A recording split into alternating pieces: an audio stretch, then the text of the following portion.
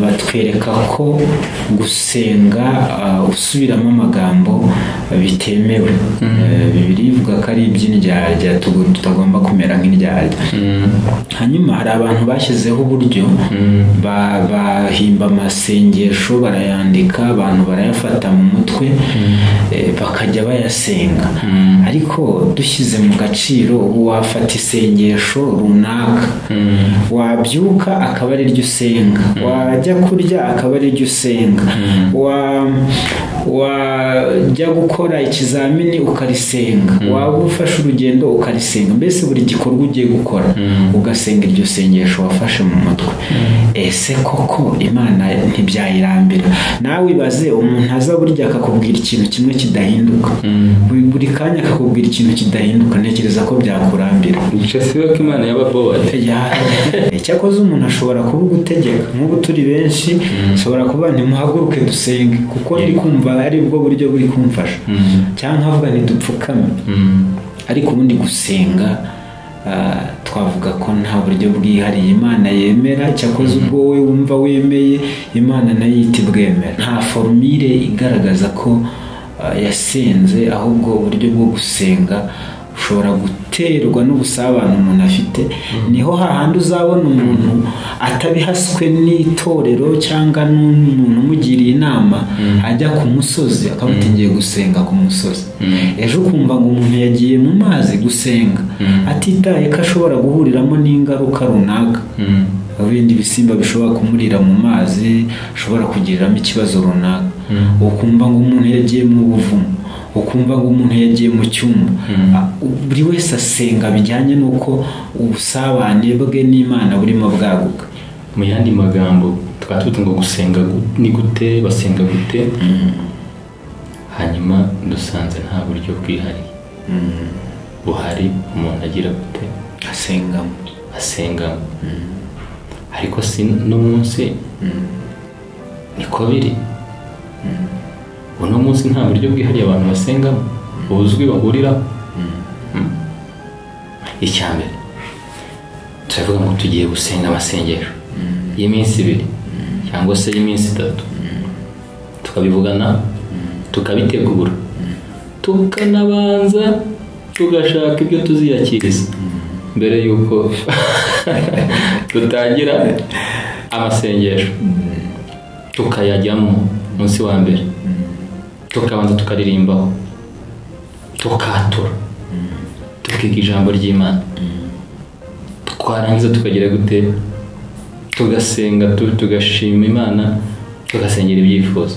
Kumbona iyo formule ariyo iba ahantu henshi, kandi utubwiye ko gusenga bitagira formule, ngabona ahubwo bifite formule wagira ngo iranditse. Ntabwo nza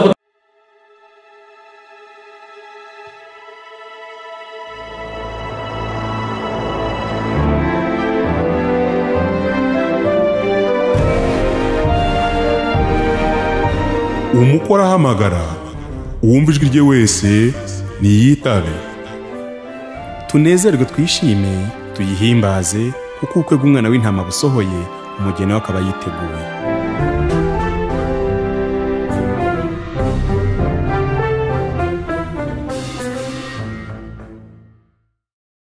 Tuguhaye ikaze, tukwifuriza kugubwa neza, kandi tukwifuriza kungukira mu biganiro tuba twabateguriye. Muri Kristo Yesu harimo inyungu, kandi harimo inyungu nyinshi. Hari urunguko ku muntu wese urushaka. Niyo mpamvu umuntu wese tuba tugiye kuganira tuba tumwifuriza kunguka muri Kristo Yesu, kunguka kumenya Imana, kandi harimo inyungu nyinshi zitagira akagero. Rero niyo mpamvu tuba tukwifuriza kugira ngo wunguke muri iki kiganiro tuba twaguteguriye. Yewe nk'uko bisanzwe tumaze kumenyerana, ni Jean Dominique Byiringiro, Imana ibahe umugisha. Hanyuma no munsi tubafitiye umutumirwa mureba hano imbere ya kamera. Turamwakira dusuhuze, atwibwire, tumenyane, niwe tugiye kuganira no munsi. Ni ikaze. Murakoze cyane. Muraho neza. Nitwa Bazambanza Sylvain, ndi umukristo, nsengera mu itorero rya DPR, paruwasi ya Musambira. Murakoze. yego turakwakiriye Sylvain bazambanza hanyuma umukristo w'imusambira ubwo abantu benshi bashobora kuba batazi musambira ni mu ntara y'amajyepfo mu karere ka Kamonyi hanyuma natubwiye ngo umuntu w'umuseribateri ngo umugabo ndi umugabo murakoze mfite umugore n'abana babiri tugiye kuganira n'uno mukozi w'Imana mureba gutya mfite ibintu by'ubwitonzi muri Kristo Yesu no kwitonda ariko ubwitonzi butari buze kutubuza gutanga message y'Imana uko yayiduhaye hanyuma reka tubanze dusenge hanyuma turagaruka tuganira kandi turabararitse ko biri bugende neza. Mana nkuru, Imana y'urukundo, Imana y'imbabazi nyinshi, se umwami wacu Yesu Kristo, umugaba w'agakiza warakatugabiye urakaduha ukaduhera muri Kristo Yesu binyuze mu kiguzi kiremereye cy'amaraso yamennye ku musaraba i Golgotha kandi akayatangira ku bwa bose atarobaneye ku butoni ahubwo umuntu wemeye icyo kiguzi akemera kwakira ikiguzi kimukura cyangwa se kimugura mu bubatari arimo akizera yahawe ububasha bwo kuba umwana w'Imana niko natwe turi niko Paul niko Yohana bivuze ngo niko turi turagushimiye rero tuje imbere yawe tuje kuganira n'abaduteze amatwi batari bake bari ahantu batandukanye mu gataramwe turasenze kugira ngo wemere tugukorere mu izina ryawe mu izina rya Kristo Yesu kuko Paul yigeze yavuga ngo turabingingira muri Kristo Yesu bisa naho Kristo abingingira muri twebwe turakwigize natwe kugira ngo wemere ukorere muri twebwe uganirire muri twebwe kugira ngo abaduteze amatwi abadukurikiye bavuge kumenya Imana turasenze kugira ngo kwera kwawe kutubeho kandi umwuka weraganze muri twebwe ahumekere mu ntekerezo zacu aduhe ubwenge bukwiriye abashe kutunyuza mu bikwiriye sengeye umugaragu wawe turi kumwe kugira ngo n'umukoreshe ibikwiriye kandi iki kiganiro nigisoza nabwo turabigushimira kandi turasenze kugira ngo buri muntu wese ucyumva agire kumva kumenya Imana tubisabye twizeye izina rya Yesu Kristo amen. Twongeye wikaze kandi umuntu wese udukurikiye hanyuma nawe Sylvain twongeye kuguha ikaze murakoze cyane tugiye kuganira ibintu bitari bike bitari na byinshi cyane ntekereza ko abantu bose biteguye bavuga ngo byanga byakunda umuntu ugiye kuza kutuganiriza ni umukristo yavutse ubwa kabiri yakiriye Kristo Yesu. Sylvain tujya turirimba ngo ntago nzibagirwa igihe nakizwaga sanayigo igihe wakirijwe ryari byagenze gute? Murakoze cyane ntekereza ko umukristo wese w'ukuri atakwibagirwa igihe yakizwaga umunezero yakiriye nanjye nakijijwe ndabyita hambere bitewe n'imyaka mfite nakijijwe ari kuri 5 z'ukwa gatandatu umwaka w'2010 5 z'ukwa gatandatu uribuka n'itariki ndazibuka biranditse ko wari umunezero mwinshi kubera ko nabaye mu bintu by'ibyaha mu gihe rero nari ngiye kubisohokamo agakiza ngiye kukakira wari umunezero udasanzwe. Ese uburyo byagenze gute wakijijwe gute byagenze gute umuntu amenya ko akijijwe? urabimenya kubera ko bitewe n'ubuzima ububayemo nkanjye icyo gihe nkizwa nari maze amezi make ndangije umwaka wa 6 w'amashuri yisumbuye burya abanyeshuri bakora ibyaha byinshi bitandukanye ngewe icyazaga ku isonga cyari inzoga nyinshi twanywaga tukabeshya ababyeyi yuko warasomaga narasindaga cyane hanyuma tukabeshya ababyeyi ko badutumye amafaranga yo kugura ibitabo bya biology kubera ko ababyeyi bacu babaga batabisobanukiwe tukayajyana mu nzoga. Hanyuma rero inzoga zirambata, ariko nza kugera ku ishuri mu mwaka wa 6 ntangira kujya nsenga nkajyana n'abandi gusenga, bituma rero nza gufatirwamo agakiza ndakakira. Mbonye ngiye kukakira rero nshaka gusezera ku byaha, ndibuka nk'inzoga. Wivuyeyo utireka noneho mbikore bya nyabyo mbisezere? Njya gusezera ku nzoga, nasezeranye n'abacuti banjye, panga amafaranga, turagenda tugura inzoga z'ubwoko bwose bushoboka bwariho icyo gihe, turanywa turasinda, ariko njye nabibasezeranije ko ari inshuro ya nyuma nsomye ku nzoga, ubwo n'ibindi byaha bindi bitandukanye. Hanyuma kuva icyo gihe rero numva nkijijwe neza, ninjiramo mbona agakiza. Uvuze ku bintu by'ukuntu mwagendaga mukabeshya ababyeyi ngo babatumye ibintu bitabo bya biology bitabaho. Nibuka twiga tronkome, twiga ku Gisenyi ya cyariko ntanubwo ari kure cyane n'Ingororero. Noneho umwana aragenda abwira nyirakuru wanze ari wamureraga, aravuga ati badutumye cyashime, ati kandi kigura 30,000, kandi ubwo hari mu 2001 2002 gutyo nibuka iyo myaka. Ati badutumye cyashime, ati kigura 30,000. Umukecuru yumvishe 30, ariko yakumva na cyashime akumva ni ikintu gihambaye. Hanyuma umukecuru ariko yari afite ukuntu afite imitekerereze ukuntu bizamutseho, nubwo ari umukecuru wo mu cyaro, umuturage, cyaro kibi rwose, ariko aravuga ati reka nzagere ku ishuri mvugane na diregiteri andebere ko yambonera igihe, ampa igihe nzashaka amafaranga ya cyashime. Umukecuru araza agenda n'akabanda, arambuka imisozi kuko urumva yabaga Nyakabanda akajya mu Ngororero. Hanyuma rero ahageze asanga diregiteri, kumva twe tuba turi no mu ishuri, ntabwo tuba tuzi birimo kuba. Atekereza mu diregiteri aramubwira ati rwose mwana wanjye, rwose icyo kintu cyashimye mwatumye umwana ntabwo ndabona amafaranga, ati kandi kiranaremereye kukibona, ati ahari mwampa igihe cyangwa mukansonera.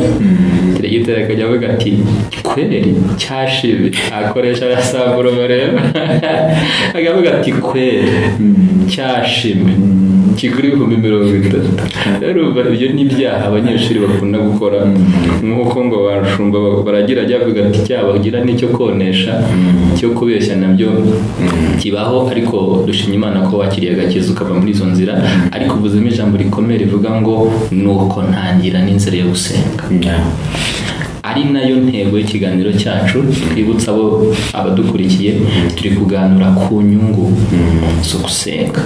Abantu barasenga ndugu yangu, abantu barasenga mu misozi, abantu barasenga mu mazi, abantu barasenga ahantu hatandukanye, abantu barasenga.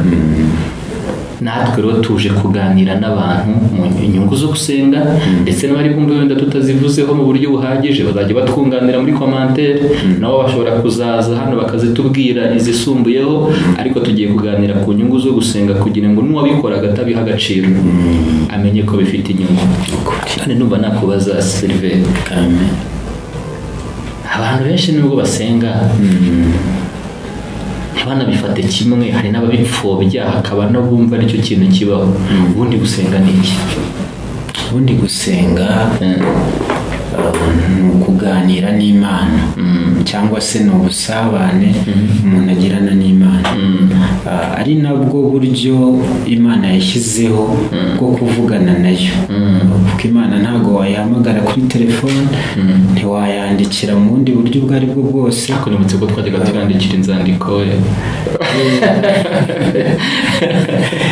ubwo ntarabona karetere kawe yansubije, ariko twajyaga tuyandikira abahoro bakera. Hari abantu babikora gutyo, bajyaga babikora. Nanjye ndibuka rimwe nigeze kwandika ndumva nari mfite ikibazo gikomeye, ndandika ibaruwa ndayijyana ndayisengera, ntabwo Imana yansubije, ndumva icyo gitara nansubije, ariko mu buryo bwo gusabana nayo ntabwo yagusubije muri ubwo buryo wakozemo. Ntabwo nayo yanyandikiye, kuko uburyo yashyizeho ni ukuyibwira igasubiza. Hanyuma rero gusenga ni ijambo rigari, kuko niwo muyoboro washyiriweho abemera Imana kuganira nayo. Yego. Mbese ko ari abantu nyine bavuga ngo hari abantu bavuga ati ngira nibwo nata umwanya wanjye senga. Hari n'abantu bavuga ngo gusenga, abantu basenga ngo ni abanyabibazo. Ese ubundi koko niba gusenga ari ukuganira n'Imana, wanashyizemo akantu kitwa gusabana n'Imana, ese koko ubwo abantu b'Imana ni abanyabibazo kugira ngo bajye kusabana n'Imana? Imana ikeneye ko abasabana nayo ari abanyabibazo? Ubwo se abantu badasenga bivuze ngo ntabwo basabana n'Imana? Mbisubize muri aya magambo. Ubundi kera, mu gihe cya kera, mu isezerano rya kera, bigaragara ko abantu bari bafite imyumvire ivuga yuko umuntu wahuye n'ibibazo ari we usenga, nako ari we Imana yanga, hanyuma agasenga cyangwa se akihana kugira ngo ave muri ibyo bibazo. Ari nayo mpamvu iyo dusomye igitabo cya Yobu, kitugaragariza uburyo inshuti za Yobu zamushinjaga ibyaha, ko nta muntu ukiranuka Imana yagahaye kiriya gihano. Hanyuma iyo dusomye muri icyo gitabo cya Yobu mu bice 21 ku murongo wa 15, uhereye ku murongo wa mbere Yobu yarabasubizaga, ariko ajya ahereye ku murongo wa 7 ababwira umunyabyaha uwo ari we, ababwira ko aguwe neza, abayeho neza, nta bibazo ahura nabyo, ndetse anavuga ko bigeraho umunyabyaha akagira umurengwe. Kuri 15 akasa nk'uwigamba, akavuga ngo Imana ni iki ngo tuyikore, akanavuga ngo mbese nituyisenga bizatumarira iki? Kuko iyo umuntu atangiye kugera iterambere runaka, aba yumva Imana nta kiri bumuha adafite. Ariko gusenga ntabwo ari iby'abantu baciriritse, si iby'abantu bafite ibibazo, ahubwo gusenga ni iby'umuntu wese wamenye Imana akaba inshuti y'Imana, kuko nibwo buryo Imana yashyizeho bwo kuganira nayo. Urakoze cyane. Yobu 21:15 ngo bati ishobora byose ni iki kugira ngo tuyikorere, kandi nituyisenga bizatumarira iki? Bivuze ngo aba bantu bumvaga ko gusenga ari ugusaba, ari ugusaba ibyo badafite, ariko niba nkurikiye mu magambo utubwiye, bigaragara ko gusenga ahubwo birenze gusaba. Birenze gusaba, nubwo gusenga nabwo harimo no gusaba.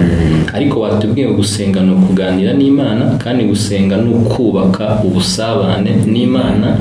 Unatubwira ko ngo ariyo nzira Imana yashyizeho kugira ngo abantu bayegere rwose. Ubwo rero tubwira abantu ngo niba bizera Imana banayisenge, niba badashaka kuyisaba bayisingize, ni ukuri. Niba badashaka kuyisingiza bayirate, bayibwira abandi. Hanyuma rero gusenga ni ukuganira n'Imana, ni ubusabane n'Imana. None twakibaza ngo ubundi gusenga ni gute, basenga gute? Kuko abantu barasenga kugeza n'igihe abantu bavuga ati twarize. Ubwo baravuga he ngo twe twigiye Samatare. Watekereza se Samatare mama haba ikigo cy'amashuri? Twebwe twigiye Kanyarira, twigiye Kinyamakara, twigiye aha n'aha. Hari umuntu twaganiriye mu kanya aravuga ngo buri kintu cyose kigira inyungu zacyo. Gusenga bigira inyungu no kwiga bikagira inyungu. Gusenga ntibizaguhindura uwize kandi no kwiga ntabwo bizaguhindura uwasenze. None dufite umwanzuro tubata ahubwo wagira amahirwe yakiga akanasenga. Urumva abantu bavuga ngo twigiye aha mu yandi magambo bagashatse kuvuga ati twasengeye aha, kugeza n'igihe noneho abantu tubigize turufu kuvuga ati nasengeye kanyarira, kahita wumva ati munazi gusenga, avuga ati nasengeye banguka ngutabara, agahita avuga ati nge nasengeye muri murya, kahita avuga ati kwera abantu barasenga none ubundi gusenga ni gute koko? Gusenga ni gute? Urakoze, ni ikibazo cyiza, ariko tubanze twibutse n'abadukurikiye ko gusenga ni itegeko Imana yashyizeho. Bivuze ngo abantu bagomba gusenga. Ko Pawulo yabyandikiye Abatesalonike, ni mu rwandiko rwa mbere rw'Abatesalonike mu bice 5 ku murongo wa 17, arababwira ngo musenge ubudasiba. Bivuze ngo abantu bagomba guhora basenga. Mu yandi magambo, gusenga bikwiye kuba ubuzima bw'umukristo. Kandi twibutse ko gusenga ntago babivuga, ahubwo barabikora. Hanyuma rero uburyo bwo gusenga, Bibiliya ntabwo igaragaza ngo gusenga bigira formule iyi, ahubwo buri wese uko abyiyumvisemo ashobora gusenga bijyanye n'uko yumva umutima we umuhasi. Ndetse naho gusengera biterwa n'uko nyine ubyumva, kuko iyo dusomye Bibiliya tubona Yesu yaragiye asenga mu buryo butandukanye.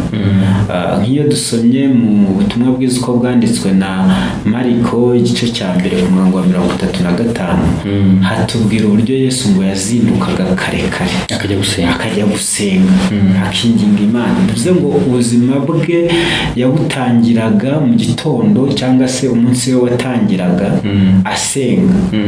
Hanyuma ngiyo yigishaga abantu yageraga hakabikuramo n'abigishwa bakabareka akajya gusenga. Iyo dusomye mu butumwa bwiza uko bwanditswe na Ngaruka mu bice 6 harabitubwira. Noneho we hari n'igihe ngo yararaga ijoro asenga, agakesha ijoro. Uyu munsi wa none abantu bakesha ijoro biganyira, bakesha ijoro bibaza ku bibazo byabananiye gukemura, ariko we ngo yakeshaga ijoro asenga. Bivuze ngo uko yumvaga bishaka yajyaga gusenga. Rero nta n'uburyo bwihariye twavuga, kuko hari igihe bitwereka ajya kuzura Lazaro ngo yarararamye ashima Imana, bati ndabizi ko usanzwe unyumva, ariko ibi mbikoreye kugira ngo wiyerekane muri aba bantu.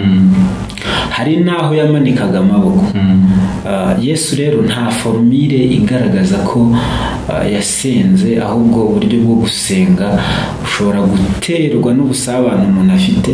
Niho hahandi uzabona umuntu atabihaswe n'itorero cyangwa n'umuntu umugiriye inama ajya ku musozi akaba atingiye gusenga ku musozi. Ejo ukumva ngo umuntu yagiye mu mazi gusenga atitaye ko ashobora guhuriramo n'ingaruka runaka, ibindi bisimba bishobora kumurira mu mazi, ashobora kugiriramo ikibazo runaka. Ukumva ngo umuntu yagiye mu buvumo, ukumva ngo umuntu yagiye mu cyumba. Buri wese asenga bijyanye n'uko ubusabane bwe n'Imana burimo bwaguka. Ndumva ariko ntakivuga. Mu yandi magambo twatuvuze ngo gusenga ni gute, basenga gute, hanyuma dusanze nta buryo bwihariye buhari umuntu agira gute asengamo. Ariko si no munsi niko biri. Uno munsi nta buryo bwihariye abantu basengamo buzwi bahuriraho. Icyambere turavuga ngo tugiye gusenga amasengesho y'iminsi 2 cyangwa se y'iminsi 3, tukabivugana tukabitegura, tukanabanza tugashaka ibyo tuziyakiriza mbere yuko tutangira amasengesho. Tukayajyamo munsi wa mbere, tukabanza tukaririmbaho, tukatura, tukiga ijambo ry'Imana, twarangiza tukagira gute tugasenga, tugashima Imana tugasengera ibyifuzo. Mbona iyo formule ariyo iba ahantu henshi kandi utubwiye ko gusenga bitagira formule, mbona ahubwo bifite formule wagira ngo iranditse. Ntabwo nzi aho twabikuye, ntabwo nzi aho twabikuye, ariko twagenda gatondo ko abandi bagira gute babibona. Ese kuko mbona bimeze nk'ifite formule bazambanza. Murakoze. Hari ibintu wenda abantu bamwe bashobora kugenda bazanamo bitewe n'uko basenganya n'abandi, bigasa nk'aho bihabwa umurongo, ariko umuntu wagutse akagira uburyo yihererana n'Imana, kuko buriya gusengana n'abantu ni byiza nabyo, ariko ntabwo byagukuza ngo bikugeze ku kigero cyiza cyo kubaka umubano uhamye n'Imana. Ubwo nari mbusubije nko mu buryo umuntu yasengamo ari wenyine, kuko umuntu yasenze ari wenyine ashobora no gukanguka kumva ko atagomba kongera gusinzira, akabyuka agasenga, yaryama, yapfukama, yagira gute, akumva ashatse gusenga. Hanyuma nyine iyo abantu bari kumwe bashobora kugena wenda umurongo bati hari ibizaba mu masengesho yacu, ariko nanone iyo basenga, usibye ko wenda abahanga bagaragaza ko isengesho wenda hari ibice rigomba gukurikizwa, ariko iyo abantu basenga ntekereza ko nta buryo budasanzwe bwihariye. Cyakoze umuntu ashobora kuvuga utegeka, nk'ubu turi benshi ashobora kuvuga ntimuhaguruke dusenge kuko ndi kumva ari bwo buryo buri kumfasha, cyangwa avuga ntidupfukame, ariko ubundi gusenga twavuga ko nta buryo bwihariye Imana yemera. Cyakoze ubwo wowe wumva wemeye, Imana nayo ihita ibwemera. Murakoze. Murakoze cyane. Gusenga ndumva ni umwihariko w'umuntu, kandi nk'uko ubivuze wakaba yari umwihariko w'umuntu. Uko mbikora ntibiba ari ngombwa yuko ubikora, ahubwo intego dufite akaba ari imwe yo gusabana n'Imana. Tubona amasengesho y'uburyo butandukanye, turacyari kuri ubu ngo basenga gute, nubwo tuvuga ko nta formule yihariye, tuvuga ko na Yesu atigeze ayitanga, kuko ntabwo tuzi mu minsi 40 ngo asenga gute. Ntabwo yitubwira ngo ku munsi wa mbere yakoze, ahubwo tubona ayasoje icyabaye. Hari n'ikindi gihe batubwira ngo Yesu agaburira abantu 5,000 tabariyemo abagore n'abana, nuko amaze gusezerera abantu arazamuka ajya ku musozi gusenga. Ntabwo tuzi naho ngo yasengaga gute, ahubwo tubona avuyeyo yihuta, asanze abigishwa ubwato bwenda kubarengera, umuraba wenda kubarengera. Ntabwo yakunze kutwereka detaye, kereka igihe cyose batubwira ngo asengana umubabaro. Ubwo nyine no mu gusenga ngo n'umubabaro abo niba ufite wereka Imana, ndetse ngo anabira ibyuya bivanze n'amaraso. Ako neta Mbega ariko ku bintu bikaze, umuntu agasenga kugeza naho haza ibyuya by'amaraso. Yego, ariko tubona no munsi amasengesho. Hari icace rimwe najyaga nteraniramo ukavuga ngo tugiye gusenga isengesho rya Kristo wera. Sindagasobanukirwa Kristo wera wari we. Ni mu icace rimwe Kristo wera ikabaho, habaga no gusengera abaminisitiri. Hari n'andi masengesho aba yanditse hari ibintu bitarutirije mu matorero agiye atandukanye. Ese ari amasengesho yanditse kuri umuntu aza agasoma agasubiramo, ese koko ntabwo ni uburyo bwo gusenga?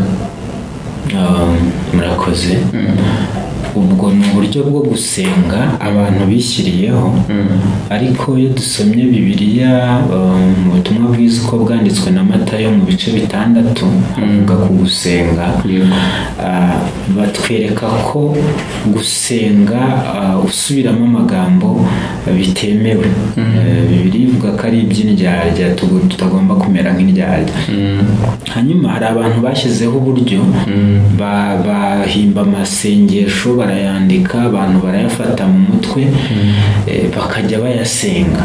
Ariko dushyize mu gaciro, wafata isengesho runaka, wabyuka akaba ari ryo usenga, wajya kurya akaba ari ryo usenga, wajya gukora ikizamini ukarisenga, waba ufashe urugendo ukarisenga, mbese buri gikorwa ugiye gukora ugasenga iryo sengesho wafashe mu mutwe. Ese koko Imana ntibyayirambira? Nawe ibaze, umuntu aza burya akakubwira ikintu kimwe kidahinduka, buri kanya akakubwira ikintu kidahinduka, ntekereza ko byakurambira. Nshasiwe ko Imana y'ababode. Rero Imana yemera ko umuntu asenga bijyanye n'igihe arimo.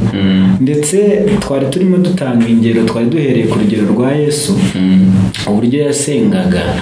Ariko iyo dusomye mu byakozwe n'intumwa mu bice 10 uhereye ku murongo wa 1 kugeza ku wa 4, hatubwira iby'umugabo witwa Koruneliyo, wari n'umuntu ukomeye, kuko birivuga ko yari umutware utwara umutwe w'abasirikare witwa Italiyano. Baroma, umuntu watwaraga umutwe w'abasirikare, babaga ari abasirikare 100, urumva ntiyari yoroshye. Ariko biravuga ngo yubahanaga Imana n'abo mu rugo rwe, ngo agakunda gusenga ubudasiba, ngo kandi akagira ubuntu bwinshi. Hanyuma rimwe kubera gusenga cyane, ngo Imana iramusura, yohereza marayika aramusura, ngo aho mu isaha ya 9 y'umunsi, ngo abona marayika, ngo marayika aramuhamagara ati Koruneliyo. Undi ngo agira ubwoba, aramutumbira, aramutinya, ngo ageze aritaba, aramuha ngo gusenga kwawe n'ubuntu byawe byazamukiye kuba urwibutso imbere y'Imana. Bivuze ngo Koruneliyo ntabwo yari afite amasengesho yafashe mu mutwe ahora avuga, ahubwo kuko wari umuco we, bwari ubuzima, hari uburyo yasengaga abanye n'Imana, bikora ku mutima Imana, irangije imwohereza marayika amubwira ijambo ryiza. Hanyuma iyo dusomye no mu gitabo cya Daniel mu bice 6, n'umurongo guhera ku murongo wa 1 kugeza ku 29, hatubwira inkuru ya Daniel, uburyo yasengaga kugeza ubwo abagenzi be bamugiriye n'ishyari, bamurega kumwa, bashaka ko bamugambanira, ariko agumya gusenga. Birivuga ko ngo yasengaga 3 ku munsi, ngo akayishimira, byari umuco, akayisenga, akayishimira, akayibwira n'ibindi byinshi. Rero gusenga bijyana no kuvuga ibintu bitandukanye bitewe n'igihe ugezemo. Hanyuma nkiraha inama natanga ku bantu basenga kenshi amasengesho bafashe mu mutwe, Bibiliya ntabwo ibyemera, kuko itubuza gusubiramo amagambo. Nibasoma icyo gice cya 6 cya Matayo kibivugaho ko gusubiramo amagambo ntacyo biri bufashe, ahubwo aho ngeze nkwiye guhita mbwira Imana ngeze ahangaha, situation ni ndashonje, Imana ndashaka ibyo kurya, mfite ikibazo cy'imyambaro, nkasenga Imana ngiyime, mfite ikibazo cy'akazi, nkasenga Imana ngimakaze. Hanyuma nimpora nsenga ikintu kimwe, wende cyakoze kuko Imana ireba hose, ishobora no kureba mu mutima ikamenya ibyo nkennye, ariko gusenga ntahindura, ubwo n'uburyo bw'abantu. Urakoze. Hari ahantu bavuze bavuga ati gusenga ntibabivuga, ahubwo gusenga barabikora. Dufite abantu basenga bashyizeho imbaraga, bagakubita umudiho, ivumbi rikajya mu kirere, ibyuya bikaza. Dufite abantu basenga buriye ibiti, dufite abantu bashyiramo umuhate, bagafata amatike yabo bakajya ahantu kure na kure. Hari abantu sinzi niba muri minsi bakibikora cyane, bikamara bajyaga muri Kampala ahantu bita Prayer Mountain, bakajya gusenga. Hakaba n'abandi bavuga tereka icyo byose ni ibikabyo, nzajya nsengera mu rugo iwanjye. Muri abo ngabo bose ninde ubikora, ninde ubivuga? Murakoze kuko ikibazo cyiza, reka ngisubize nifashishije ijambo ry'Imana kuko niryo rituyobora. iyo dusomye mu gitabo cy'imigani ni ibice 15 ku murongo wa 8 haratubwira ngo igitambo cy'umunyabyaha ni ikizira kuwiteka ngo ariko gusenga kwe kuramunezeza. Yego, reka mbivuge gutya, umukiranutsi, umuntu wubaha Imana, umuntu wamenye Imana, ashobora kuba atari umuhanga, ashobora kuba ataranize, atazi gusoma no kwandika, ariko mu gusenga kwe agiterura asenga, kuko ashobora no gucurikiranya amagambo, ariko gusenga kwe kunezeza Imana. Ashobora rero kurira igiti kuko yumvise ari bwo buryo agiye kunezezamo Imana ye, acyurira Imana iramwumva, kuko tutanavuze Imana yisoma mu mutima ikareba ibyo dukeneye. Buriya reka ntanga urugero, iyo umuntu afite urubanza akenshi agira umwunganizi mu mategeko cyangwa inzobere mu mategeko iri bumwunganire kuko yize amategeko, we ntago yabasha kwisobanura uko bikwiriye. Rero ku Mana biratangaje, Imana ntago ikenera umwunganizi ngo njyewe kuko Imana itari bwumva ururimi nyibwira ngo njyane umuntu ayisobanura ati Imana buriya hariya yashakaga kuvuga gutya. Nta muntu udusemurira, ntawe uduhagararira, ntawe utuvugira, ahubwo twebwe tukivuga cyangwa tukibitekereza kuko twubaha Imana, Imana iranezerwa. Niyo mpamvu uzabona n'umuntu ajya mu mazi akavuga ati ngiye gusengerayo, kuko gukiranuka no kubaha Imana biramuhase, agiye mu mazi nasenga biranezeza Imana. Reka ntange urundi rugero rwa Yosuwa mu gitabo cye mu bice 10, iyo tugisomye dusanga icyo gihe ngo yari arimo arwana n'Abamori. Hanyuma igihe kiza kumurangira natarabasha kubanesha bose, ngo arangije arasenga bati wazuba we hagarara, wakwezi we hagarara. Mu by'ukuri muri siyanse, muri geography ntago izuba ari ryo rizenguruka isi, ahubwo isi niyo izenguruka, n'isi yagombaga guhagarara. Hanyuma kuko Imana yahise ibona mu mutima ibyo asabye, yahise ibikora, itagombye kumubwira ngo ibyo uvuze ntabwo ari ibyo banze ukosore, uvuze nabi. Niyo mpamvu abantu b'Imana bakwiye gusenga igihe cyose, kuko Imana yumva gusenga uko twayibwira kose. Hanyuma izo ngero wampaye z'umuntu wabyinnye ariko harimo umugambi wo gusenga, undi akurira igiti, undi akabitegera akajya kuri iyo ngiyo, bose Imana irabumva kandi irabagirira neza, kuko gusenga k'umukiranutsi kurayinezeza. Ariko ngo asenganye umwete, kuko umwete ugomba kujyamo. Ubwo umwete ni uko umuntu ashyiramo imbaraga zose zishoboka. Umwete ni kimwe n'icyo bita ishyaka, ni imbaraga nyinshi washyize mu kintu. Ari naryo jambo twakagombye kuririraho riboneka mu rwandiko rwa Yakobo mu bice 5 uhereye ku murongo wa 16, haratubwira ngo musabirane, musenge, mukizwe, mwaturirane ibyaha. Aravuga ngo gusenga k'umukiranutsi kugira umumaro mwinshi iyo asenganye umwete. Bivuze ngo gusenga si ibintu umuntu agendamo nyine gakeya, ubishyiramo imbaraga zose zishoboka kugira ngo bitange umusaruro. Ndetse baduha n'urugero rwa Eliya, bakatubwira ngo Eliya mureba yari umuntu umeze nkatwe, ngo hanyuma ngo arasenga cyane, ngo asaba ko imvura itagwa imyaka 3 n'amezi 6, ngo imvura ntiyagwa, ngo arongera arasenga, ngo Imana ngo igushe imvura.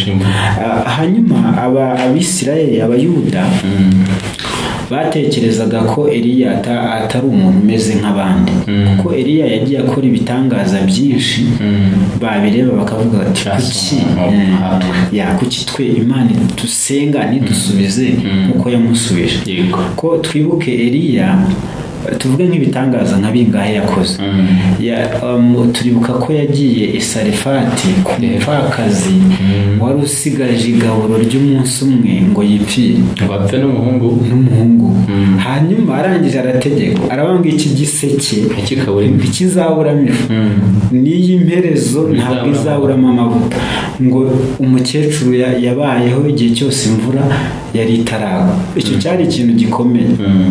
Hanyuma nicyo cyo gusenga kuri uriya musozi asenga kugira ngo imvura yere kugwa, nacyo ni ikintu gikomeye. Ndumva mu Rwanda tutaramara umwaka imvura itaguye, nturashira. Ibaze gusenga usaba ko imvura itagwa imyaka 3 n'igice, ni ikintu gikomeye.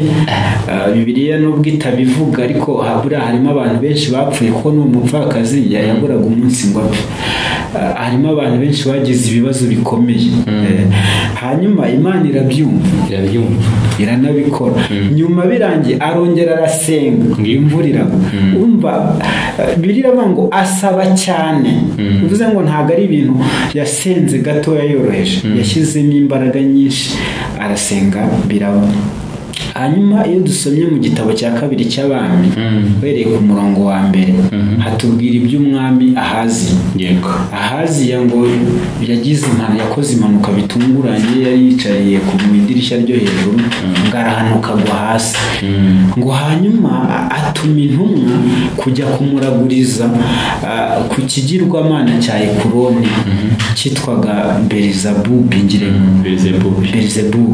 Hanyuma intumwa zigiye ngo umwuka abwire Eliya ngo azisangane.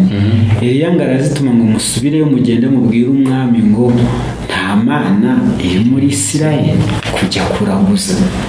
Ati kuko rero wagiye kuraguza ntabwo uzabyuka kuri icyo gisasiro cyawe, uzapfa nta kabuza. Hanyuma umwami agira ubwoba.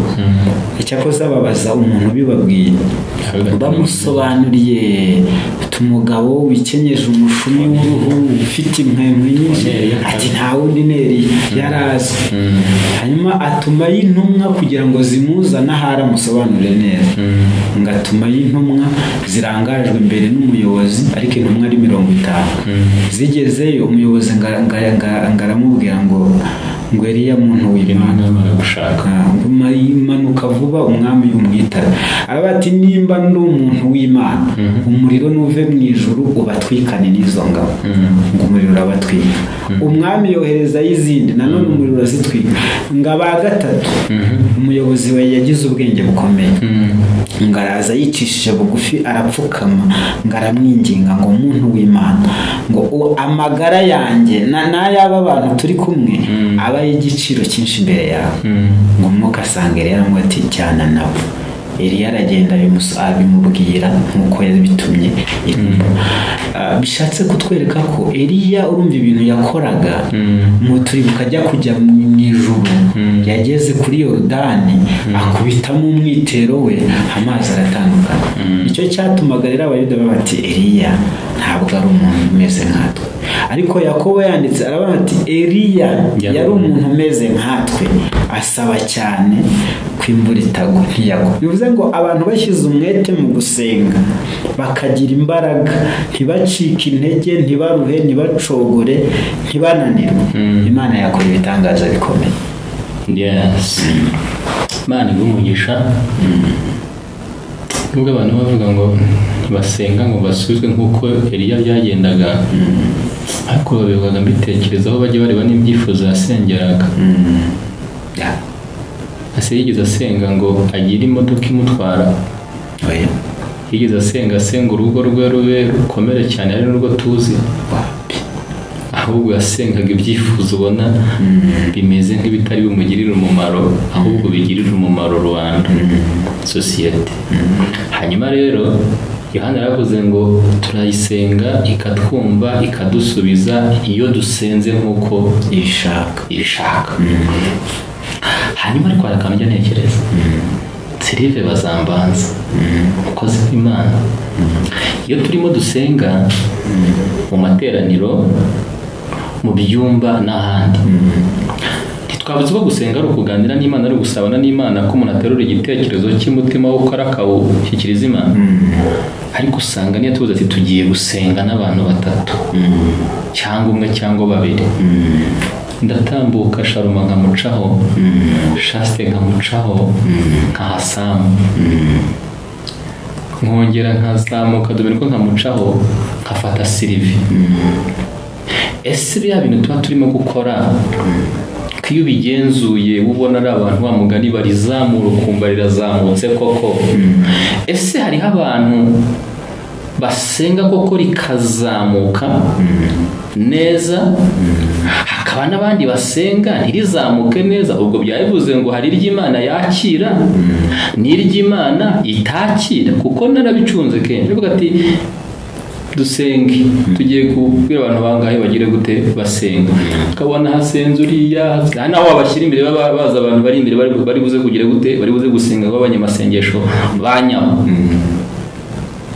hakano kugira ati uhakanaga gusenga gute materaniro yo ku cyumweru. Ese ibi bintu byo turabifata gute? Turi mu buvuga ngo gusenga ni gute, basenga bate? Ese ibyo byo niba kuko gusenga ari ukuganira n'Imana, ari gusabana n'Imana, hari uwemerewe gusabana n'Imana mu ruhame n'utemerewe gusabana nayo mu ruhame? Murakoze. Wenda twebwe abantu ntabwo twabasha kumenya neza umuntu ubanye neza n'Imana, kuko n'Imana ubwayo ibizi, ari nayo mpamvu tubuza guca imanza. Ariko buriya nanone iyo turebye natwe hari ibyo twitegereza tukabona umuntu wubaha Imana bigaragara, turabibona. Umuntu uzi gusenga turabibona, kuko kumenya gusenga abigishwa ba Yesu bigeze bamusaba kubigisha gusenga. Umuntu wimenyereje gusenga akabana n'Imana akagira igihe cyo gusenga araguka. Kandi nk'uko twabivuze mu murongo twavuze wo mu gitabo cy'Imigani mu bice 15 ku murongo w'8, tuvuga ko gusenga k'umukiranutsi kumunezeza. Hari igihe umuntu asenga ari mu mbaraga, natwe tukumva ko iryo sengesho ridasanzwe, ritameze nk'iry'abandi. Hari n'usenga abantu bagahita basinzira nimba bari bamaze umwanya basenga. Bivuze ngo gusenga wenda abantu bashobora kugira ibyo barebaho, ariko gusenga umuntu ubanye neza n'Imana, isengesho rye ritandukanye n'iry'abandi. Ndiko navuga kuko muri izo ngero twatangaga, Danieli asenga kuko yari yarabigize umuco, ndetse bamaze no kumugambanira bakavuga bati nta kindi akwiye kujya mu rwobo rw'intare. Umwami kuko yari inshuti ngo yanashakaga kuzamwegurira igihugu cyose, yarababaye. Ariko aramubwira ngo Imana usenga ukorera iteka izagukiza. Bivuze ngo n'umwami nawe yarebaga Danieli akabona hari ubundi buryo abanyemo n'Imana budasanzwe. Kandi koko muri iryo joro umwami yarababaye ngo abamucurangira ntibaza, baheza ntiyarya, arara adasinziriye, ngo azinduka kare arajya kumureba. Ati Danieli mugaragu w'Imana, Imana ukorera iteka yabashije kugukiza. Arabati Imana yandebye imburaho icyaha, ati kandi nawe ntago nagucumuyeho. Ati rero yagize gute? Yabumbye iminwa y'intare izagira icyo zintwara. Kandi twibuke ko ngo bari bashyizeho igitare ku mwobo w'intare n'ibimenyetso. Bivuze ngo bishatse kuvuga ngo Danieli ntari bushobore kwikuramo, n'inshuti ze za hafi izabishobora. Intare ziramuriramo birangira. Hanyuma umwami yakoze akantu sinzi niba nakitigerageza, bamaze kumukuramo arabati noneho nimunzanire tureko ziryana babantu. Intare zishobora kuba zitakiryana, nimunzanire babantu bamugambaniye ngo babazanana n'abagore babo n'abana babo ngo babajugunye intare batarirushya bageramo hasi zabasamiye hejuru ngo zibamenagurana n'amagufa bivuze ngo umuntu w'Imana ubana n'Imana usenga ari igihe natwe tumureba twaba turi kuyu muntu arasenga dukurikije ibyo tureba uyu muntu afite uburyo abanyemo n'Imana ndumva ariko nabivuga ya Imana igumugisha cyane wavuga gusenga n'uburyo bw'imisengere ni bigari kandi niba koko twavuze ko gusenga ari ubuzima ni nayo mpamvu tubona abantu benshi bagenda basenga ndetse birimo n'amasitire menshi ngo nuko abantu nyine babihinduye ubuzima ariko buriya niyihema ni ukubera ikibundi gusenga twakugeza tubwire ko gusenga ari itegeko ry'Imana ariko se ni ukubera ko Imana itegekera abantu gusenga kuki gusenga murakoze Imana yategetse kuko Imana yategetse ibintu byinshi ishyiraho no gusenga buriya hari imirongo myinshi tutavuzeho ariko wenda kuri icyo kibazo twavugaho kubera ko Pawulo abibwira Abatesalonike Yesu yari yarabivuze mu butumwa bwiza bwa Matayo mu bice 7 uhereye ku murongo wa 7 kugeza ku wa 11 yarababwiye ngo musabe muzahabwa mushake muzabona mukomange ku rugi muzakingurirwa mu kigiriki izo nshinga zivuga gukomeza gukora ikintu yani magambo yabasabaga gukomeza gusaba babikora gukomeza gushaka Imana gukomeza gukomanga babwira Imana hanyuma aravuga ngo kuko umuntu wese usaba arahabwa n'ushatse arabona n'ukomanga arakingurirwa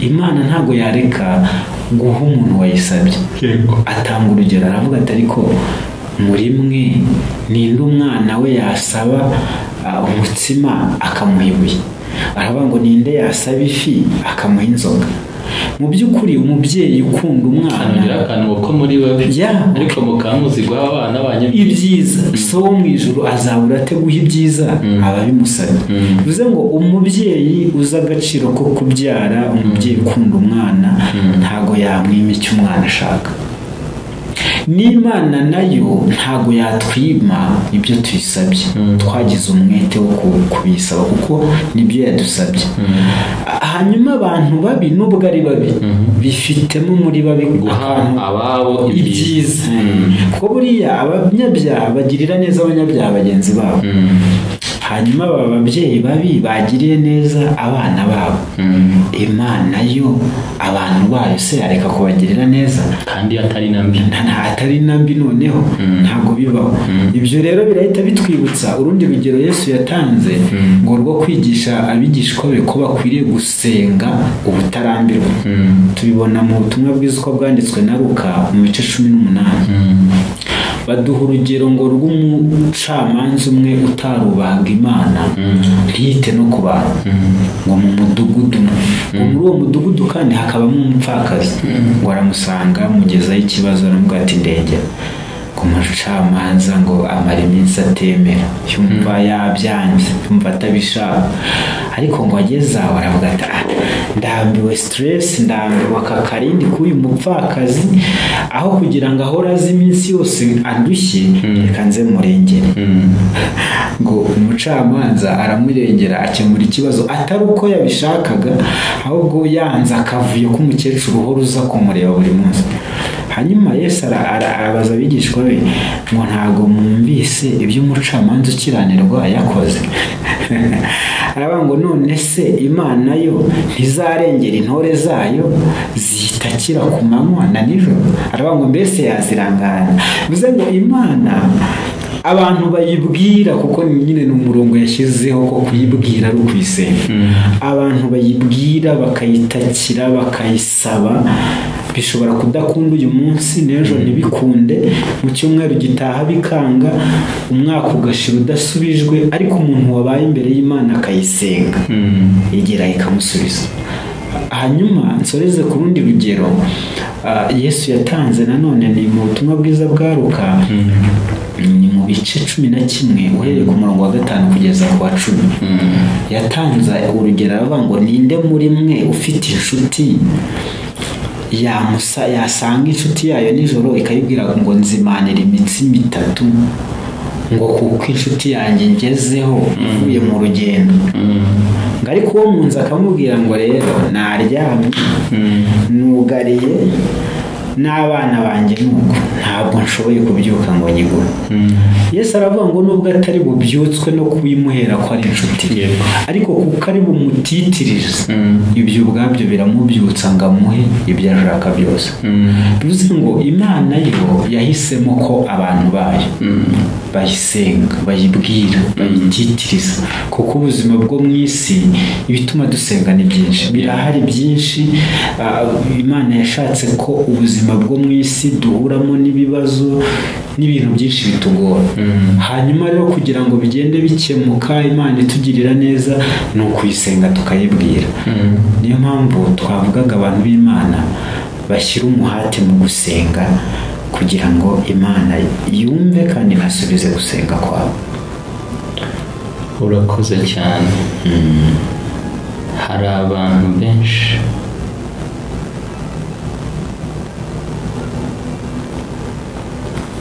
bavuga ngo ntabwo guhora ubwira Imana ikintu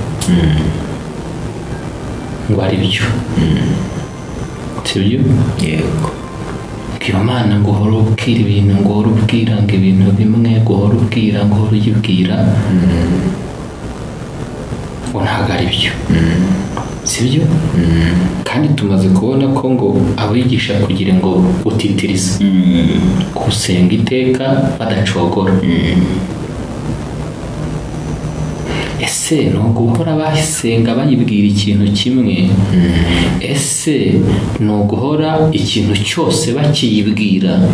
Ese abantu baca intege abantu ko guhora babwira Imana ibintu bimwe, ngo gahera uyu munsi usaba ipantaro, gusaba ipantaro, gusaba ipantaro, abandi bakanavuga ko abantu bakwiriye kugabanya amasengesho ahubwo bagakora. Hari umukobwa nirutse kubona kuri YouTube abwiriza avuga ngo wa mugore we kujya wahereye ngo mu butayu ngo gusenga ngo Imana ngo iguhe ngo urubyaro ngo watashye ngo umugabo akagutera inda ngo taha umugabo agutera inda. Bano bavuga ngo abantu ngo barasenga ngo Imana ikabasubiza ngo bagakomeza ngo ngo basenga ngo kugira ngo bave mu cyangwa ngo bajye donc bakaba ko guhora abantu basenga atari byo. Ese ibi bavuga nibi Yesu yavuze byombi nibyo, cyangwa se aba bantu nibo badafite ukuri kandi bapfobya ugusenga? Murakoze. Hari umufrere cyangwa umwe mu bihaye Imana witwa Benedicte yaravuze ngo pray and work, senga unakore. Twebwe ibyo dushobora gukora dushobora kubikora nibyo, ariko kandi tunibuke ko imbaraga zose twakoresha ikintu tuzihabwa n'Imana. Niko Paulo yabwiye Abafilipi mu bice 4 ku murongo wa 13 avuga ngo nshobozwa byose na Kristo imbaraga. Hanyuma gukora no gusenga bigomba kujyana, kuko mu nshingano cyangwa mu by'Imana yatugeneye gukora ku isi n'akazi karimo ibintu byinshi bitandukanye. Bigomba kujyana, niko navuga, bigomba kujyana. Tugomba gusenga tukanakora ibyo dushoboye, kuko nanone ntabwo wahera ku munsi wa mbere usenga gusa, ku munsi wa kabiri wongera usenga gutyo ngo umwaka urangire, kuko turi mu isi nyine dukeneye gukora tukanibeshaho ibyo dushoboye. Hari ibihe byakunze kubaho, ariko hari ibintu bigenda bihinduka ugahita yibaza icyo gihe niba byabaga ari ukuri cyangwa atari ukuri. Mu mashuri hakazamo umwuka cyane ngo wo gusenga, umwuka akaguhishurira ikizamini.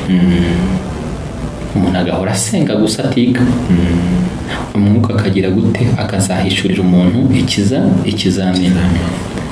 Ndetse bigenda bibaho, akagenda hakavamo n'abantu batsindwa, n'abandi bagira gute, abandi bakava mu ishuri ko Imana yabujije kugira gute kwiga biturutse mu gusenga.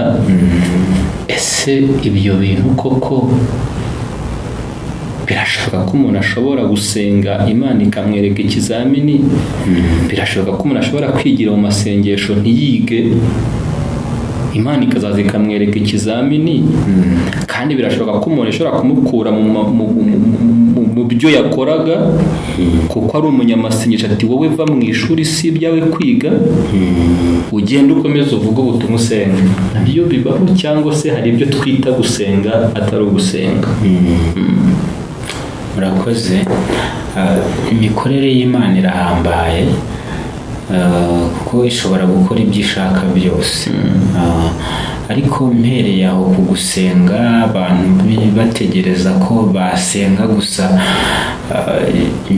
byose bikazaba mu masengesho. Hari ijambo tubona mu gitabo cya Yesaya mu bice 62 ku murongo uhereye ku murongo wa 6 n'uwa 7, avuga ngo yewe Yerusalemu nkiza abarinzi b'inkike ku nkike zawe, aba ngo ntibazaceceka ku manywa na nijoro. Noneho hasi bakavuga ngo yemwe abibutse Uwiteka ngo ntimukamuhemere, ngo kugeza ubwo azahindura Yerusalemu ishimwe mu isi. Bivuze ngo abantu b'Imana ikintu basengera ni ngombwa kugumya kugisengera mpaka nta gucika intege. Ariko kandi hari ibintu, hari ikintu warutanzeho urugero mu kanya cy'uwo mugore, hari ibintu tutakabaye turushaho Imana mu gihe yaduhaye ubushobozi bwo kubikora. Kuko uyu munsi nimba ndi kwigira ikizamini, Imana yampaye ubushobozi bwo kukigira, nyine ni inkige, ejo nzatsinda.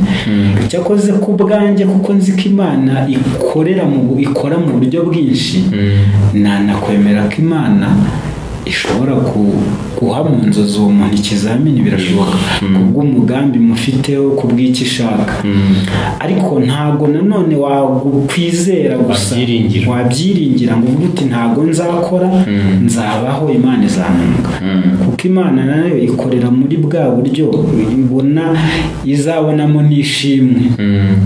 Kuko umuntu byanze kwiga, byanze yagerageje, Imana ikamwereka mu nzozi. Mise nibuka hari umuntu nibutse hano yakundaga kudusura, ntabwo ndi nk'umuvuge, yatubwiye uburyo yagiye gukora ikizamini cy'akazi. Ntabwo azi Igifaransa, ariko ipiganwa ryagombaga, interview yagombaga kuba mu rurimi rw'Igifaransa. Hanyuma mu by'ukuri yahise abona ko agiye gutsindwa, ariko ageze umwuka aravuga ngo ndabana nawe, ndakikwigisha Igifaransa. Ageze imbere ikibazo bamubajije ntiyamenyeho ngo aho Igifaransa kivuye, ngo arakivuga pe, ngo wazi ko yavuze Igifaransa ntazi n'ibyo yavugaga. Baravuga ati nta wundi twaha akazi n'uyu. Ubwo rero urumva ko Imana yakora mu buryo bwe, ariko mu by'ukuri urumva yari yize, yari yiteguye, ahubwo ibindi biza mu buryo atari bushobore. Hari ibintu nibaza, ibintu nyine ngira gushidikanya, sinzi niba ari ubupagani. Hari umuntu twaganiraga akavuga ati ariko mujye munasaba, mujye mureba n'ibihamya. Urumva umuntu ntazi Igifaransa, hanyuma agiye muri interview, ngo ntamenye aho giturutse, ngo we ngo yumvisha akivuga. Ese uyu muntu mu kazi azakora, niba harimo Igifaransa, ese Imana izakomeza umwuka ajye muzaho akivuga atazi ko arimo no kukivuga? Ese koko ibintu koko biba byarabayeho, cyangwa ni ukugira ngo abantu bakundisha abantu Imana ariko bashyizemo n'akantu kabo? Murakoze. Njye ntekereza ahubwo ko batamubaza ikibazo kirimo Igifaransa, nayo zaba ari inzira Imana igize gute ikoze. naho ubundi ku rwanjye ruhande niba koko barimo kumuha interview iri mu Gifaransa kandi azakoresha Igifaransa, ubwo se ejo najya mu kazi bizakugenda gute? aho urumva ntago ndabihera kuri iri jambo Pawulo yabwiye Abafilipi, aravuga ngo uko ibasha gukora ibiruta ibyo dusaba n'ibyo twibwira byose. bivuze ngo twe ibi birenze ibyo twatekereza Imana yabikora. urabona Abisirayeli bava muri Egiputa, bageze ku nyanja itukura aho ubushobozi bwabo burangiye. Mose arababwira ngo mwihagararira gusa murebe agakiza Uwiteka ari bubazanire. arababwira ngo Abanyegiputa mwabonye muzongera kubabona ukundi. Imana mu bushobozi bwayo yahise ica inzira mu nyanja itukura kabisa. mu by'ukuri urumva ni ikintu gikomeye. hanyuma ubwo buryo tutavuze ibitangaza byinshi yagiye yiyerekamo mu bantu bayo, hari uburyo bwinshi Imana ishobora kwitamururiramo umuntu. ntekereza ko nubwo nabwo burashoboka. ahubwo wenda ikibazo ni uko twebwe biba bitaratubaho kugira ngo natwe tugire experience y'ibyo bintu. ariko urumva nubwo nitugira amahirwe yo kubona tuzanamubaza nyuma byagenze gutya, kuko niba avuze Igifaransa nawe atazi karimo kivuga, hanyuma abamwumva nyine bakumva nta wundi bagahaye akazi. Kamisa mwana niyo ushobora gusanga mu kazi ke kitari uzakenerwemo, cyo nabyo bishobora kubaho, ariko cyo cyazakenerwamo n'abagikomeje kugira gushidikanya. ariko nyine Imana ifite imbaraga zitagereranwa. nubwo mu buhamya tujye dutanga hari igihe umuntu ashyiramo utuntu twe kugira ngo bwumvikane cyane, ariko ntibikuraho ko nanone Imana ifite ububasha ntagererana. Imana rero nishimye n'ukuri. noneho turi no kugana no ku musozo, turimo turajya mu bibazo bya nyuma nyirizina. noneho twumvishe gusenga icyo ari cyo, twumvishe uburyo basenga, twumva umuhate mu gusenga, twumva gusenga abantu batitirije. si igitangaza ko umuntu ashobora guseba asengera ikintu imyaka 10 kitaraba, ariko kikazaba. ariko noneho tugiye twinjira no nyirizina mu nyungu zo gusenga. ese abantu ko basenga buri munsi bagasenga kenshi babonamo inyungu? ese amatorero abona inyungu mu gusenga? ese gusenga bizanira igihugu cyacu inyungu? ntabwo tugiye kuganira Cecile, ubundi we waba warasenze, ufite experience mu gusenga, wabonye inyungu ziri muri ibi bintu mbere yuko tubwira abandi inyungu zo gusenga? tubwire. arasenze pe, arasenze. wenda ubutaha nshobora kuzaza mbaho ubuhamya bw'ibyo nasengeye byinshi Imana ikabikora. ariko twarasenze, Imana ikavugana natwe, ikatubwira ibintu, ikanabikora. hari n'ibyo twasengeye igihe kinini yabivugaho, ariko irabikora. hari n'ibyo tutasengeye yakoze, tubona ko ari ibikoze. bivuze ngo gusenga biragutse. ariko tusoreje kuri izi nyungu zo gusenga, biragoye ko umuntu ubundi yakora ikintu kitamuzanira inyungu. ku bantu bajya mu mabanki bakaguza amafaranga, iyo ugiyeyo bagutuma umushinga wateguye mbere yuko baguha amafaranga, bakanareba uburyo uzunguka kugira ngo ari wowe ubwawe utazahomba, nabo kandi badahomba ubwo amafaranga baguhaye. hanyuma ntekereza ko nta muntu wakoresha ubutunzi bwe cyangwa ngo akoreshe igihe cye mu bintu bitari bumuzanire inyungu. mu buzima tubayemo abantu bakora kugira ngo babone inyungu.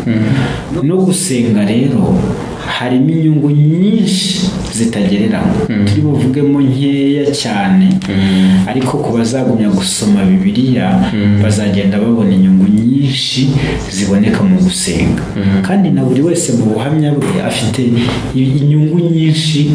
Uwasenze by'ukuri agasenga Imana ikamusubiza, yatanga ubuhamya bw'ibyo Imana igikora mu biturutse mu gusenga. Hanyuma turavuga ingero nkeya ariko zimwe n'ubundi twagiye tuzikomozaho.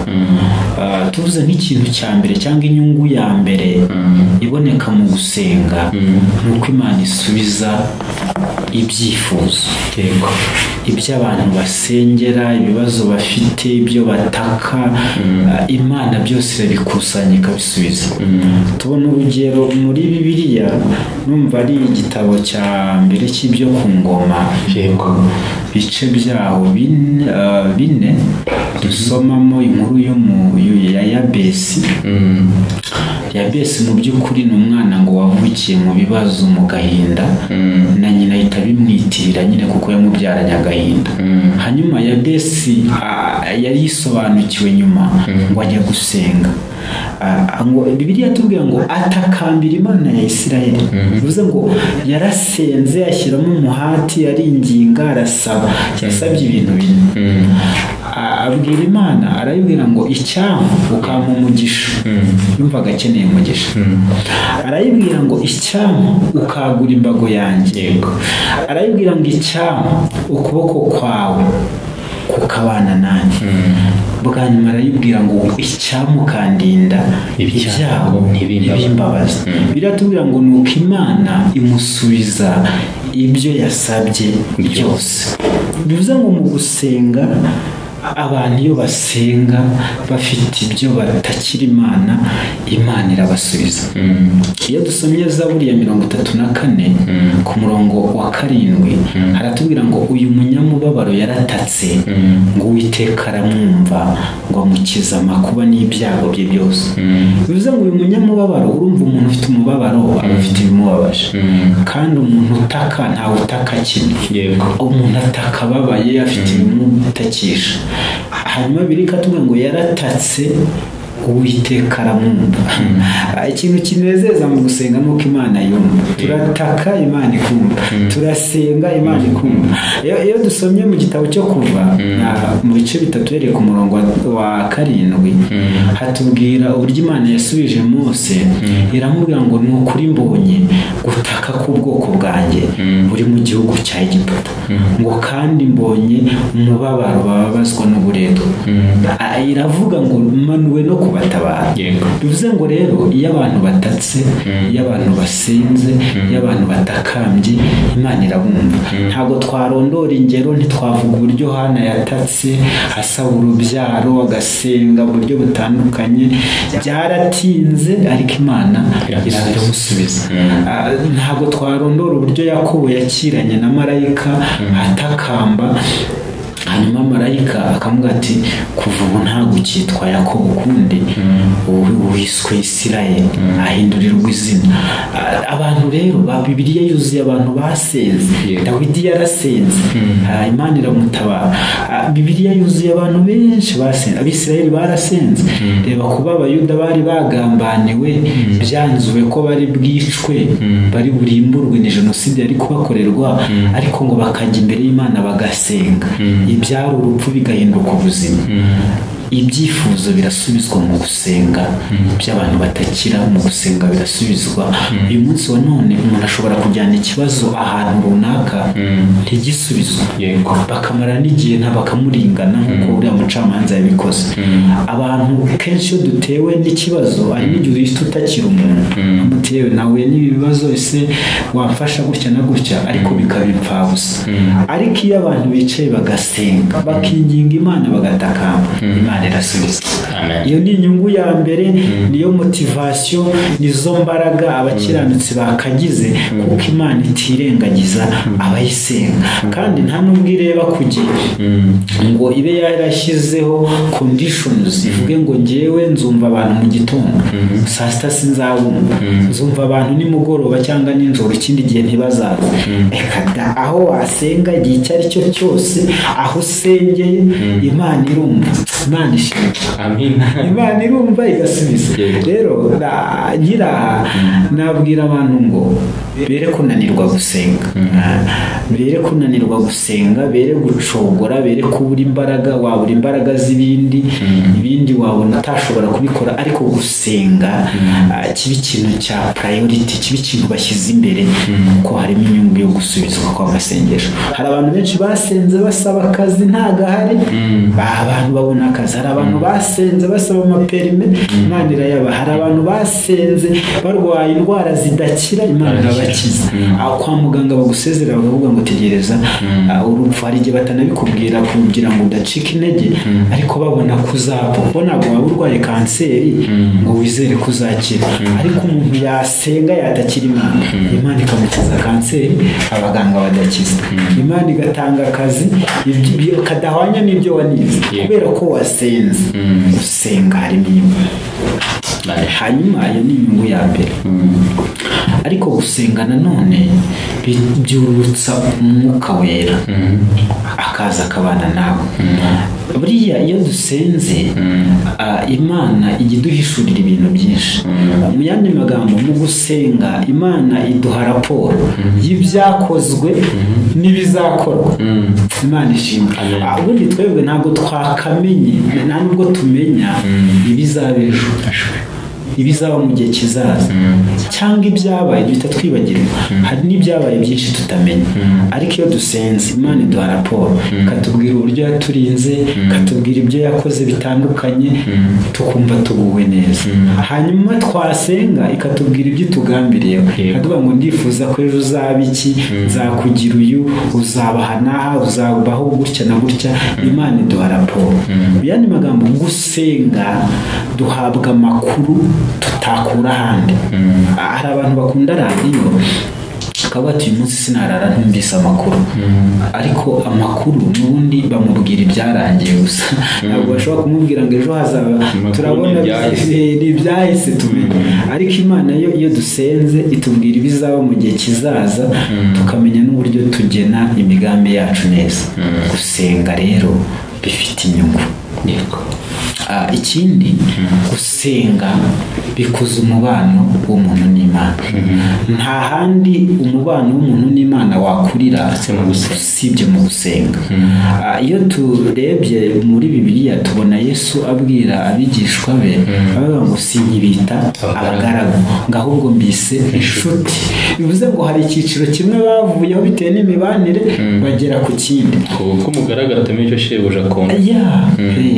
Hari indi nkuru inezeza, uburyo Imana yagiye kurimbura Sodomu, yarangiza ikavanga, ariko ngo hari ikintu nakora ntabwiye inshuti yanjye Aburahamu. Bivuze ngo umubano twagiranye n'Imana uyitera kuba itagira ikiduhisha. Gusenga bifite imbaraga. Igihe kimwe bagiye kugambanira Yesu, Yesu yarababwiye ngo muri mwe hari umuntu ugiye kungambanira. Hanyuma bose baribaza ngo Petero ngashimashima Yohana, aravuga ati wamutubarije umuntu ugiye kumugambanira, kuko Yohana ngo yaryamaga mu gituza cya Yesu akamera neza kubw'ubucuti buhambaye. Hanyuma Yohana aramubaza, amubajije Yesu aramubwira ati wowe tuza guhuriza ikiganza neza. Urumva Petero yatinye kubaza, kuko nyine ubucuti bwa Yohana ntabwo bingana. Rero gusenga bituma umubano umuntu yari afitanye n'Imana waguka ukagera ku kigero cyiza.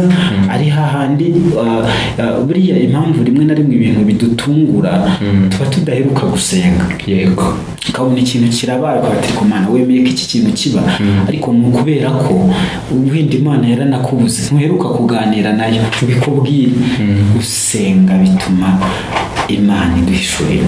Hanyuma tutavuze byinshi kuko umumaro ni mwinshi ntitwawurangiza, buriya gusenga bituma imigambi ya Satani ineshejwe. Muri njye yaravuze ngo nsinda ubukana bw'umwanzi mu bihe byiza byo gusenga. Gusenga kuko Satani ahora agambiriye ibintu bibi, ahora agambiriye ko tuhura n'ibibazo, ariko mu gusenga niho honyine Imana idufasha. Imana ishimwe. Rero mu gusoza reka tuvuge ngo abantu baneshwa n'ibyaha kandi basenge.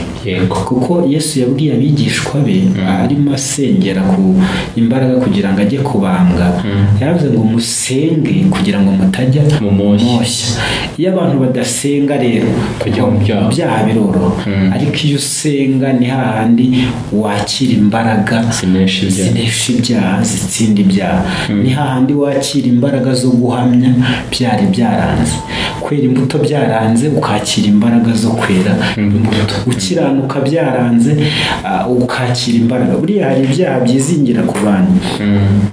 Bibiliya irabitubwira mu gitabo cy'Abaheburayo mu 12 ndumva uhereye ku murongo wa 1 n'uwa 2 hatubwira uburyo dufite abantu tugomba gukurikiza cy'abahamya benshi ariko bakatubwira ngo mwiyambure ibituremerera byose n'icyaha kibasha kubizingiraho vuba, musiganirwe aho mutegeka mwihanganye. Buriya hari icyaha kiba cyaranze kuva ku muntu pe, cyarizingiye ku muntu, ukabusenga bikanga, ukamugerageza kuba imbere y'Imana bikanga, ariko umuhati wo gusenga icyaha kikanesheka. Rero reka dusoze tuvuga ngo gusenga bifite inyungu zitagereranywa. Izo mvuze ni nke cyane, ariko umuririmbyi yabivuzeho mu ndirimbo ya 49 mu gushimisha, aravuga ngo niyambuye umubiri upfa, nambaye kudafiteka, nibwo nzasezera ku bihe byiza byo gusenga. Bivuze ngo abantu bakiri mu isi, abakristo bagisenga bakiri mu isi, gusenga ni ihame kandi bihoraho. Dukwiye gusenga kugira ngo tubone inyungu nyinshi ziva gusenga. Hanyuma hari n'indirimbo yo ndumva ari mu Gakiza, umuririmbyi yavuze ngo ntiducogore gusenga kugeza ubwo Yesu azaza. Bivuze ngo abantu b'Imana bacogoye, reka dusoze tubakangurira kongeramo imbaraga, basenge kuko ibituma dusenga twabivuzeho birahari byinshi. Ubuzima tubayemo bukeneye amasengesho, bukeneye kubibwira Imana ishobora byose ikadutabara. Murakoze. Imana iguha umugisha mwinshi kubwo tubwira ku nyungu zo gusenga, kugira ngo dushatse twanasoreza ngaha ko bivuzwe mu buryo buhagije, nta nubwo twanavuga ngo tubimare cyane, ko nako baravuze ngo ahanura hagace buhanura. Twebwe turi kuvuga ngo n'ibyanahanuwe, ntabwo tuvuga ibyo turi kuzana bishya. Urumva ko natwe nagace, ariko abantu nibasenge. Nubwo hazamo amananiza menshi n'ibishuko byinshi bikabuza abantu gusenga, ariko abantu nibongere basenge.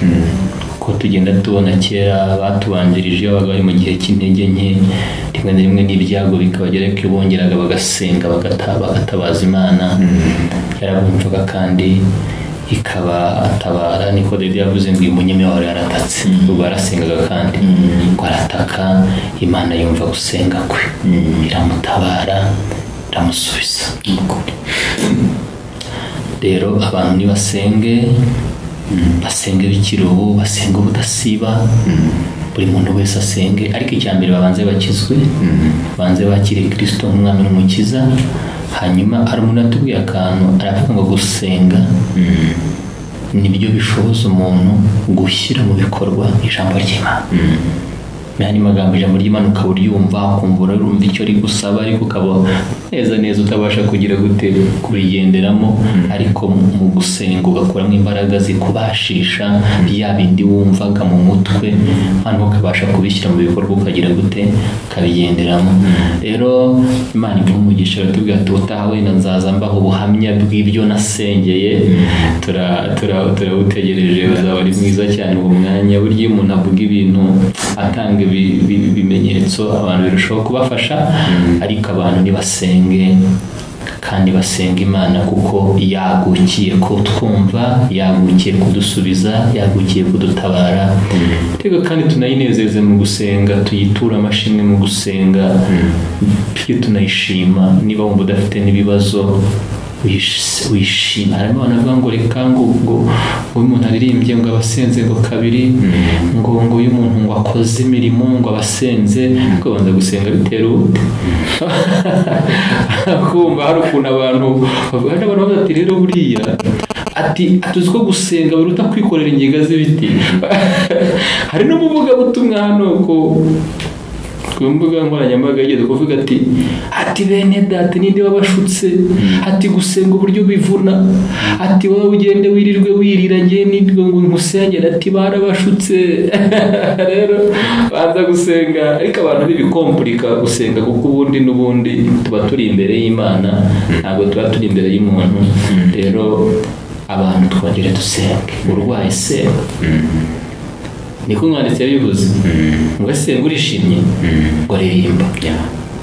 Urarwaye se, tumira abakuru b'itorero bagusengere bakurambizeho ibiganza, kandi isengesho ryo kwizera kizahagurutsa umurwayi ku gisasiro, umwami Imana mukize, ngo n'abaranakoze ibyaha azaba abibabariwe.